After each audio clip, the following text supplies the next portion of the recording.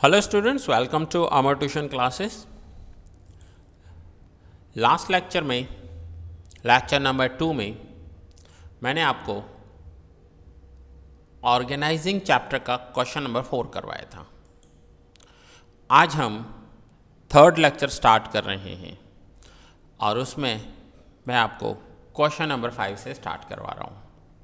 सो सभी स्टूडेंट्स अपने नोट्स निकाल लीजिए और कुछ पॉइंट्स मुझे अगर इम्पॉर्टेंट लगे तो मैं अंडरलाइन करवाता जाऊँगा।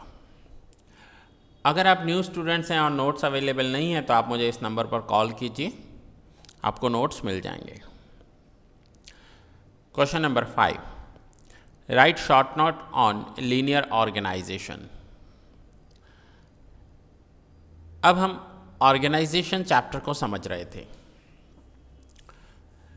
लीनियर ऑर्गेनाइजेशन उसका एक टाइप है। Linear organization is the most simple and ancient type of organization. Underline कर दीजिए, ये बहुत ही सिंपल होता है और बहुत पुराना टाइप है। Since many years it has been used in army and so it is also known as army organization. Linear organization का second name है army organization. In this kind of organization, the centralization of power is done on top level. Army में जो powers होते हैं वो top level के पास होते हैं, सेंट्रलाइज्ड पावर होते हैं। सेंट्रलाइज्ड पावर होना मीन्स सारे पावर्स टॉप लेवल के पास होते हैं, और डिसेंट्रलाइजेशन होना दैट मीन्स कुछ पावर मिडल लेवल और कुछ पावर बॉटम लेवल के पास भी होते हैं। The distribution of power and responsibilities is done in straight line from top to bottom level. Top level से लेकर बॉटम लेवल तक जो पावर्स दिए जाते हैं वो एक स्ट्रेट लाइन में दिए जाते हैं। मीन सबसे ज़्यादा टॉप लेवल के पास होंगे, उससे कम मिडल लेवल के पास, उससे कम बॉटम लेवल के पास। As the distribution of power is in straight line from top to bottom level, it is called linear organization. In this, each employee is answerable to his or her superior authority. Underline कर लो, answerable होता है अपनी superior authorities के लिए। Means वो employee अपनी superior authority को ही answer करेगा, किसी दूसरे के सुपीरियर अथॉरिटी को आंसर नहीं करेगा। आर्मी में आपको पता है कि अलग अलग यूनिट्स होते हैं, फिर उन यूनिट्स का एक हेड होता है, तो वो जो कमांडो होगा वो अपने हेड को आंसरेबल होगा। In this type higher degree of power can be seen on top level and lower amount of power is seen on the bottom level. Bottom level पर कम पावर होता है, हायर लेवल पर ज़्यादा power होते हैं, top level पर ज़्यादा पावर्स होते हैं। नाउ फॉर्मेशन, इस टाइप का फॉर्मेशन कैसे होता है? In this type of organization, entire business unit is classified in different department. जो भी बिजनेस होगा उसे अलग अलग डिपार्टमेंट्स में डिवाइड किया जाएगा। देखिए ये नीचे चार्ट दिया हुआ है, पहले मैं चार्ट में से आपको समझा लेता हूँ, फिर हम ऊपर फॉर्मेशन में आते हैं। ये आपके टेक्स्ट बुक में से ही लिया गया है चार्ट। लीनियर ऑर्गेनाइजेशन में सबसे पहले टॉप लेवल पर होते हैं बोर्ड ऑफ डायरेक्टर्स, फिर बोर्ड ऑफ डायरेक्टर्स के नीचे आता है जनरल मैनेजर। सो जितने पावर्स बोर्ड ऑफ डायरेक्टर्स के पास होंगे उससे कम पावर जनरल मैनेजर के पास होंगे। जनरल मैनेजर्स के नीचे आते हैं production department, administrative department and sales department. अब ये तीनों डिपार्टमेंट हेड्स हैं। प्रोडक्शन के अंडर में आता है परचेज ऑफिसर, और ऑफिसर के अंडर में क्लर्क, क्लर्क के अंडर में पियून या बॉटम लेवल और हो सकते हैं वर्कर्स हो सकते हैं। देन प्रोडक्शन ऑफिसर के अंडर में आएगा सुपरवाइज़र, सुपरवाइज़र के अंडर में आएंगे फॉरमैन, जो फॉरमैन काम करते हैं मशीन्स पर, उन्हें मशीन्स का टेक्निकल नॉलेज होता है इसलिए उन्हें फॉरमैन कहा जाता है। उनके नीचे आएंगे हेल्पर्स, जॉबर्स या वर्कर्स। तो अब देखिए जितने पावर्स बोर्ड ऑफ डायरेक्टर्स के पास होंगे उससे कम पावर जनरल मैनेजर के पास होंगे, उससे कम प्रोडक्शन डिपार्टमेंट के पास, ऐसे करके पावर्स कम होते जाएंगे। जो वर्कर्स होंगे उन्हें कोई भी प्रॉब्लम है, कुछ भी बात करनी है तो अपने फॉरमैन से बात करेंगे, फॉरमैन को कोई प्रॉब्लम होगी तो सुपरवाइज़र से बात करेगा, सुपरवाइज़र को कोई इश्यू है तो प्रोडक्शन ऑफिसर, प्रोडक्शन ऑफिसर को कोई भी प्रॉब्लम है, सजेशन है, कुछ बात करनी है, आगे के लिए प्लानिंग करना है, बजट बनाना है, तो वो जाएगा प्रोडक्शन डिपार्टमेंट के पास, और प्रोडक्शन डिपार्टमेंट का जो हेड होगा वो बात करेगा जनरल मैनेजर के साथ, और जनरल मैनेजर कांटेक्ट में होगा बोर्ड ऑफ डायरेक्टर्स के साथ। सो देखिए एक लीनियर ऑर्गेनाइजेशन है, एक लाइन में ये लोग नीचे जा रहे हैं, एक लाइन में ऊपर आ रहे हैं। ऑर्डर्स ऊपर से आते हैं, नीचे फॉलो करने होते हैं, और कोई भी एडवाइस, सजेशंस या प्रॉब्लम्स होती हैं तो वो नीचे से ऊपर जाती हैं। सो इसलिए इसे लीनियर ऑर्गेनाइजेशन कहा जाता है। सो यहाँ अंडरलाइन कर लीजिए, entire business unit is classified in different departments. As per each section or area, a separate departmental head is appointed. हर एक डिपार्टमेंट का एक डिपार्टमेंटल हेड होगा, उसे अपॉइंट किया जाएगा। This departmental head is answerable to the superior head of his or her own area. ये जो departmental head होगा ये आंसरेबल होगा अपने सुपीरियर को। अगर कोई भी प्रॉब्लम हुई, सपोज करो प्रोडक्शन डिपार्टमेंट का हेड है और वहाँ कोई प्रॉब्लम हुई, तो उसे आंसर देना होगा जनरल मैनेजर को, तो वो अपने हेड को आंसरेबल होता है। The area head is given all the necessary power needed as per his और हर ओन डिपार्टमेंट। ये जो प्रोडक्शन डिपार्टमेंट का हेड होगा, इसे प्रोडक्शन रिलेटेड सारे पावर्स दिए जाते हैं। किसी एम्प्लॉय को अपॉइंट करना है, किसी को निकालना है, किसी का प्रमोशन करना है, मीन्स प्रोडक्शन रिलेटेड जो भी होगा, फैक्ट्री में जो भी होगा उसका ये हेड है और उसके सारे पावर्स इसके पास होंगे। The area head is given all the necessary powers needed as per his और her own department. In this type of organisation division is not done according to work but according to departments. जो division किया जाता है, work division किया जाता है, वो according to department किया जाता है। Hence it is also known as departmental organisation. So कई बार इसे डिपार्टमेंटल ऑर्गेनाइजेशन भी बोलते हैं। The linear organisation structure can be best seen with the help of following diagram. हम इस डायग्राम से अच्छे से समझ सकते हैं उसे। सो ये डायग्राम है।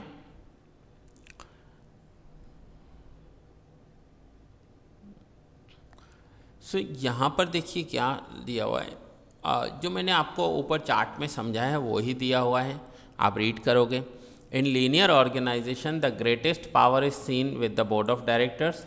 Greatest power board of directors के पास होते हैं। Board of directors policy based decisions लेंगे। General manager is assigned with necessary powers.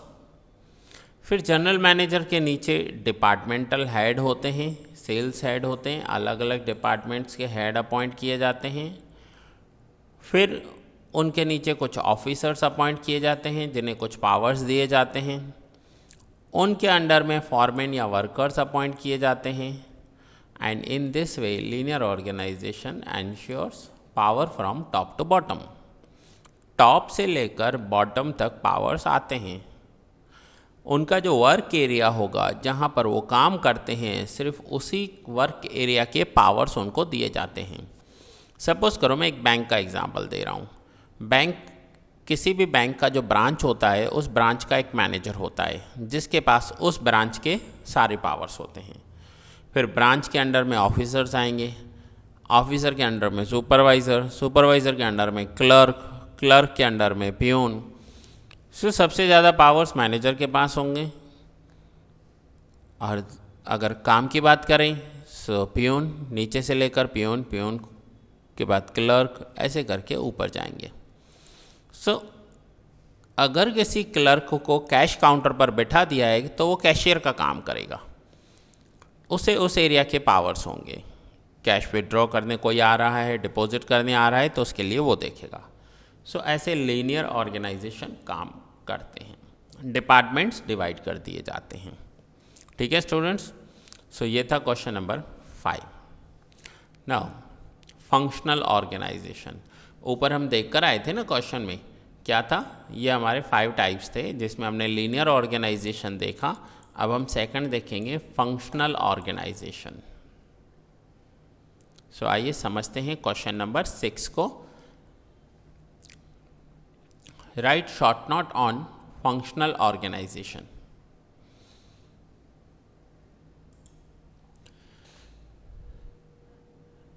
Write short note on functional organization. Meaning, linear organization gives more importance to department than work. This is the greatest limitation of this kind of structure. Linear organisation में जो importance दिए जाते हैं वो department को दिए जाते हैं, बट उनके काम को नहीं दिए जाते। Keeping this limitation in mind, the work based organisation came into existence. Linear organization has lack of specialized work as the stress is more on department and less on functions. यहाँ पर बताया गया है कि कुछ एम्प्लॉय ऐसे होते हैं जिनके पास स्पेशल स्किल होता है, लेकिन यहाँ पर हम क्या कर रहे हैं, हम अपने डिपार्टमेंट को इम्पोर्टेंस दे रहे हैं। लेकिन फंक्शनल ऑर्गेनाइजेशन में क्या होगा, हम उस एम्प्लॉय के फंक्शन को, मीन्स काम को इम्पोर्टेंस देंगे। According to linear organization structure, the administrators and officers in one unit have to perform many kind of tasks. It is obvious all of them are not expert in all the working varieties. Linear organization में एक officer को बहुत सारे काम करने पड़ते हैं और वो ज़रूरी नहीं है कि हर एक काम में एक्सपर्ट हो। जैसे प्रोडक्शन हेड है, सो प्रोडक्शन के अंदर परचेज भी आता है, प्रोडक्शन भी आता है। अब अगर प्रोडक्शन के हेड को मशीन्स का अच्छा नॉलेज है, प्रोडक्शन का अच्छा नॉलेज है, तो ज़रूरी नहीं है उसके पास परचेज़ का नॉलेज भी होगा। सो यहाँ पर अगर उसने रॉ मटेरियल परचेज़ करने में मिस्टेक कर दी तो हमारा प्रोडक्शन तो ख़राब होने वाला ही है। सो वहाँ पर हम क्या कर रहे हैं, वहाँ पर हम प्रोडक्शन के डिपार्टमेंट में एक हेड अपॉइंट कर रहे हैं, जबकि हम उसकी स्किल को नहीं देख रहे हैं। यहाँ पर क्या होगा, अगर उसमें परचेज के स्किल्स हैं तो परचेज करवाएंगे और प्रोडक्शन के स्किल्स हैं तो प्रोडक्शन करवाएंगे, उसके फंक्शन को हम इम्पोर्टेंस देंगे। Hence a structure is formed in which the experts with specialized knowledge are given special responsibilities in a particular unit which is called functional organization. अगर उसके पास स्पेशलाइज्ड नॉलेज है तो उसे एक अलग से रेस्पॉन्सिबिलिटी दी जाएगी और वो स्पेशल रेस्पॉन्सिबिलिटी होगी और उसे उसी एरिया के बारे में काम करना होगा। For example, personal officer will look after the recruitment, transfer, promotion etcetera of that particular unit. अब एक ऑफिसर अपॉइंट किया जाता है जिसे पर्सनल ऑफिसर कहते हैं। इस ऑफिसर का काम होता है कि उस ऑर्गेनाइजेशन में जितने भी लोग हैं उन्हें रिक्रूट करना, मीन्स नए लोगों की भर्ती करना, ट्रांसफ़र करना, प्रमोशन करना। अब ये पर्सनल ऑफिसर जो होगा वो क्या करेगा, पहले ध्यान से समझना इस पॉइंट को। लीनियर ऑर्गेनाइजेशन में क्या होता है कि फैक्ट्री में जिसे अपॉइंट करना है वो प्रोडक्शन डिपार्टमेंट का हेड डिसाइड करेगा, एडमिनिस्ट्रेटिव डिपार्टमेंट में एडमिनिस्ट्रेशन का हेड और सेल्स में सेल्स का हेड। लेकिन फंक्शनल ऑर्गेनाइजेशन में ऐसा नहीं होगा। फंक्शनल ऑर्गेनाइजेशन में एक अलग से ऑफिसर अपॉइंट किया जाएगा जो तीनों डिपार्टमेंट्स में रिक्रूटमेंट करेगा, मीन्स न्यू एम्प्लॉयज़ को भर्ती करना है, उन्हें ट्रांसफ़र देना है, उन्हें प्रमोशन देना है, वो अलग से एक डिपार्टमेंट होगा जो ये काम करेगा। सो यहाँ पर हम उसके फंक्शन को इम्पोर्टेंस दे रहे हैं, ना कि डिपार्टमेंट को। यहाँ देखिए, अब आप ये चार्ट है, ये आपके टेक्स्ट बुक में से ही लिया गया है। Functional organisation, now chief officer होता है CEO, देन उसके अंडर में आते हैं departments, administrative department, factory department. So यहाँ पर देखिए अलग अलग ऑफिसर्स हैं, information officer, discipline officer, account officer, guidance officer, group officer, time officer, quality control officer, maintenance engineer. अब जो टाइम ऑफिसर होगा वो फैक्ट्री के वर्कर्स को भी ध्यान रखेगा और ऑफिस के वर्कर्स को भी ध्यान में रखेगा। यानी उसका काम है कि वो टाइम को मेंटेन करेगा। अगर कोई गाइडेंस ऑफिसर है तो वो एडमिनिस्ट्रेटिव डिपार्टमेंट को भी गाइड करेगा, ऑफिस को भी गाइड करेगा, फैक्ट्री को भी गाइड करेगा। अगर कोई अकाउंट ऑफिसर है, वो अकाउंट संभाल रहा है, तो वो फैक्ट्री के एम्प्लॉयज़ को भी सैलरी देगा और ऑफिस के एम्प्लॉयज़ को भी सैलरी देगा। मीन्स उसका काम है अकाउंट संभालना। सेम अगर कोई पर्सनल ऑफिसर है तो वो ऑफिस के लिए भी एम्प्लॉयज़ को अपॉइंट करेगा, वो फैक्ट्री के लिए भी ऑफिस को अपॉइंट करेगा। मीन्स यहाँ पर हम डिपार्टमेंट वाइज डिस्ट्रीब्यूशन नहीं कर रहे हैं, यहाँ पर हम उसके काम को देखकर डिस्ट्रीब्यूशन कर रहे हैं। सो ये है हमारा फंक्शनल ऑर्गेनाइजेशन। जो मैंने आपको एक्सप्लेन किया चार्ट में, वो यहाँ पर फॉर्मेशन में दिया हुआ है। This idea, the idea of this structure can be best obtain with the help of the following chart. फिर से समझ लो, यहाँ पर लीनियर में अगर सैलरी देनी है, अकाउंट संभालना है, तो फैक्ट्री के लिए प्रोडक्शन हेड ही संभालेगा सारे अकाउंट्स, सबको सैलरी भी देगा, सबसे काम भी करवाएगा। लेकिन यहाँ पर क्या है, फंक्शनल ऑर्गेनाइजेशन में एक ऑफिसर अपॉइंट किया गया है, अकाउंट ऑफिसर। वो सैलरी फैक्ट्री वालों को भी देगा और वो सैलरी ऑफिस वालों को भी देगा। So that is functional officer. और ये जो मैंने आपको चार्ट एक्सप्लेन किया, वो चार्ट ही नीचे आपको यहाँ पर एक्सप्लेन किया हुआ है, ये आप रीड करोगे, ठीक है। और कुछ डाउट होगा तो आप मुझे कॉल या व्हाट्सएप कर सकते हो। सो ये था हमारा functional organisation. Now next point is question number 7, write short note on formal organisation. अब हम ये समझेंगे कि फॉर्मल ऑर्गेनाइजेशन क्या होता है। In order to achieve the predefined goals, the formal structure of relationship among persons and work is established, which is known as formal organization. एक formal structure बनाया जाता है among person and work, means एक structure है कि ये काम इस पर्सन को करना है। ऐसा एक रिलेशन बनाया जाएगा, एक स्ट्रक्चर बनाया जाएगा, जिसे कहेंगे formal organisation.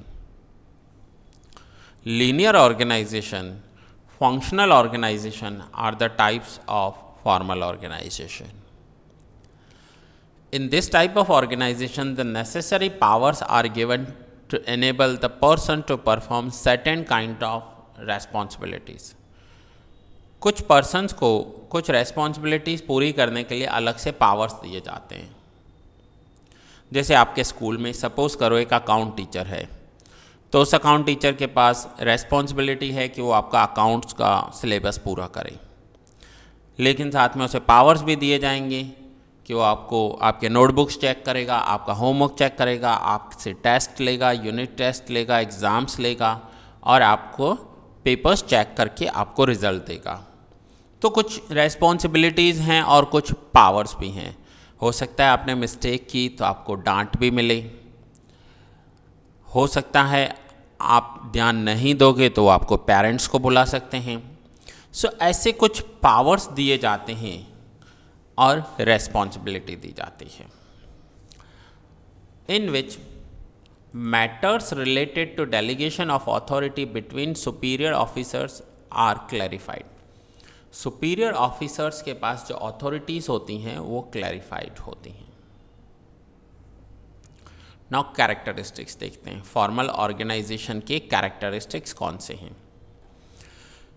formal structure, the administrators from this formal structure very cautiously to achieve the desired goals। वो डिज़ायर गोल के लिए काम करते हैं, उनके गोल्स जो हैं वो फिक्स्ड होते हैं। लैकिंग एंड फ्लेक्सिबिलिटी, ये तो मैनेजमेंट का प्री कंडीशन है कि हर एक काम में फ्लेक्सिबिलिटी होनी चाहिए, लेकिन यहाँ पर है लैकिंग फ्लेक्सिबिलिटी, मीन्स फ्लेक्सिबिलिटी बहुत कम है यहाँ पर। लैक मीन्स शॉर्टेज होना। In this kind of structure the place assign to the employees are non changeable. ये जो जगह दी जाती है ना वो नॉन चेंजेबल होती है, मीन्स बार बार हम उसे चेंज नहीं कर सकते।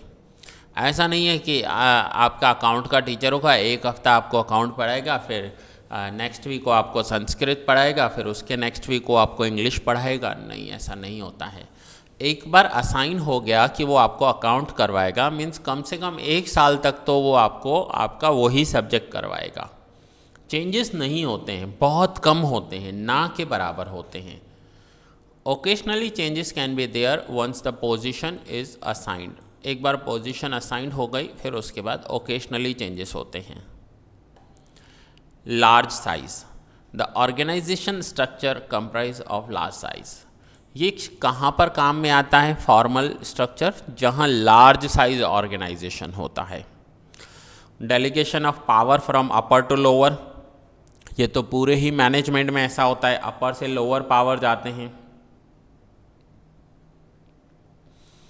Particular relations, due to methodically planned formal structure, the relations among the employees are particularly formed। जो एम्प्लॉयज़ के बीच में रिलेशंस होते हैं वो कुछ पर्टिकुलर लेवल तक होते हैं। Communication, communication is done only through a formal method. Formal method से ही कम्युनिकेशन होता है। हर एक ऑफिस का एक अपना फॉर्मल स्ट्रक्चर होता है, उस स्ट्रक्चर के अकॉर्डिंग, उस मेथड के अकॉर्डिंग कम्युनिकेशन होता है। The informal communication has no place over here. यहाँ पर इनफॉर्मल कम्युनिकेशन का कोई प्लेस नहीं है। जो भी होगा ऑफिस के रूल्स एंड रेगुलेशन के अकॉर्डिंग होगा एंड फॉर्मल होगा। इनफॉर्मल कुछ भी नहीं होगा, वर्बल नहीं होगा। देखिए ऑफिस में बहुत बार ऐसा होता है कि हमें एक डिपार्टमेंट से दूसरे डिपार्टमेंट में कोई काम होता है, हम वहाँ काम करने वाले एम्प्लॉय को जानते भी हैं, लेकिन फिर भी हम वो काम वर्बल नहीं बोल सकते। हमें वो फॉर्मल मेथड से उसे मेल करना होगा, उसे मैसेज भेजना होगा, उसे रिटर्न एप्लीकेशन देना होगा और उसके बाद वो भी फॉर्मल रिप्लाई करेगा। इनफॉर्मल के लिए कोई जगह ही नहीं है। So this is formal organization. So that's it students. ये था आपका 3rd लेक्चर जो मैं यहाँ कंप्लीट कर रहा हूँ। नेक्स्ट लेक्चर में मैं आपको क्वेश्चन नंबर 8 करवाऊँगा, जिसमें हम इनफॉर्मल ऑर्गेनाइजेशन को समझेंगे।